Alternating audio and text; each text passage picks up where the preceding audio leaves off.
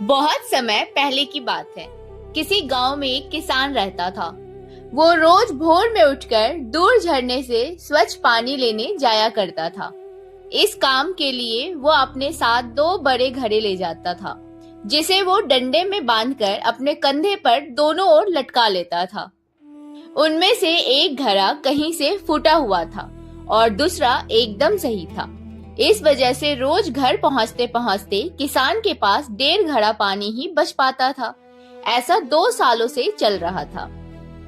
सही घड़े को इस बात का घमंड था कि वो पूरा का पूरा पानी घर पहुंचाता है और उसके अंदर कोई कमी नहीं है।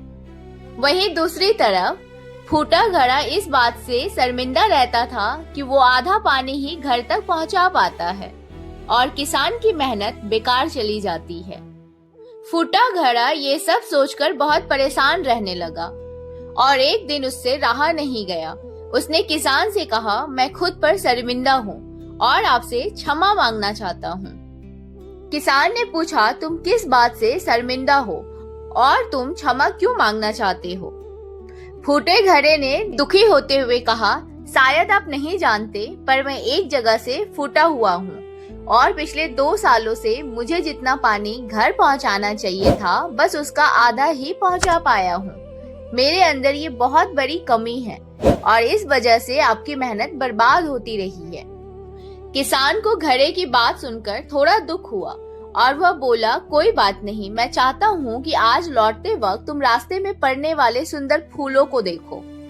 घड़े ने वैसा ही किया। वह रास्ते भर सुंदर फूलों को देखते आया। ऐसा करने से उसकी उदासी कुछ दूर हुई, पर घर पहुंचते पहुंचते फिर उसके अंदर से आधा पानी गिर चुका था। वो मायूस हो गया और किसान से क्षमा मांगने लगा। किसान बोला, शायद तुमने ध्यान नहीं दिया, पूरे रास्ते में जितने भी फूल थे वो बस तुम्हारी तरफ ही थे। सही घड़े की तरफ एक भी फूल नहीं था।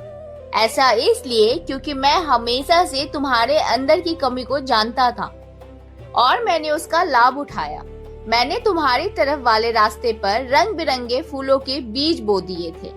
तुम रोज थोड़ा थोड़ा करके उन्हें सींचते रहे और पूरे रास्ते को इतना खूबसूरत बना दिया। आज तुम्हारी वजह से ही मैं इन फूलों को भगवान को अर्पित कर पाता हूँ और अपना घर सुंदर बना पाता हूँ। तुम ही सोचो, अगर तुम जैसे हो वैसे नहीं होते तो भला क्या मैं ये सब कुछ कर पाता? तो दोस्तों, कहने का अर्थ ये है कि हम सभी के अंदर कोई ना कोई कमी होती है, पर यही कमियां हमें अनोखा बनाती है। उस किसान की तरह हमें भी हर किसी को वो जैसा है वैसा ही स्वीकारना चाहिए और उसकी अच्छाई की तरफ ध्यान देना चाहिए। और जब हम ऐसा करेंगे तब फूटा घड़ा भी अच्छे घड़े से मूल्यवान हो जाएगा। तो दोस्तों, आपको स्टोरी कैसी लगी मुझे कमेंट बॉक्स में लिख के बताइएगा। और जाते जाते एक छोटी सी रिक्वेस्ट है आप लोगों से कि चैनल को सब्सक्राइब कर लीजिए, वीडियो को ज्यादा से ज्यादा शेयर करिए, लाइक करिए। बहुत जल्दी मिलेंगे अगले एक नई मोटिवेशनल स्टोरी के साथ। तब तक के लिए धन्यवाद।